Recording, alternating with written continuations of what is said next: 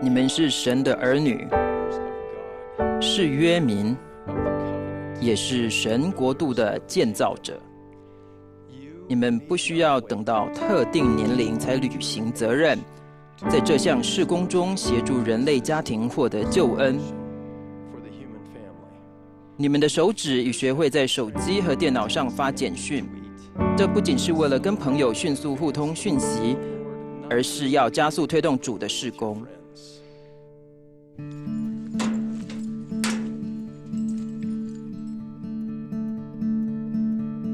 Well, start off about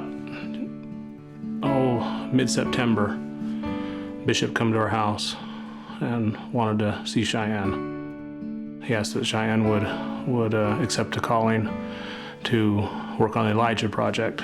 The Elijah Project is about all the youth coming together and finding their own ancestors and doing their ordinances, and it may seem hard at first, but it's a lot of fun.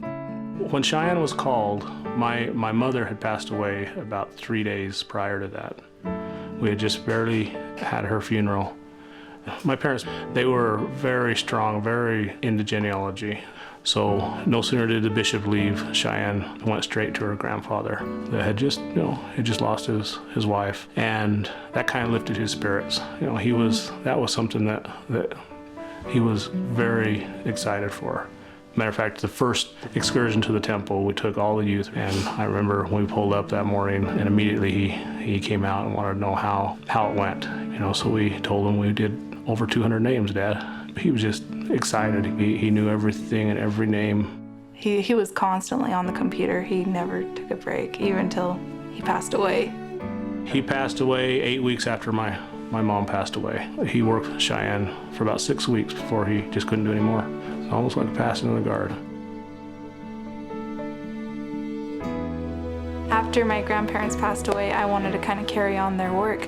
As I go through family history, you can learn about the time when they were born and where they lived, and you can find stories on them and pictures, and it's almost like you almost get to know them and feel compassion for them. And I was going through my grandpa's books, and we found journals, and one was about Susan Ellen Johnson. It just talks about all of her times on the plains and how she raised children that weren't hers, and what kind of faith she had and how she stuck to it. And she was a good horsewoman too. So they also had lives.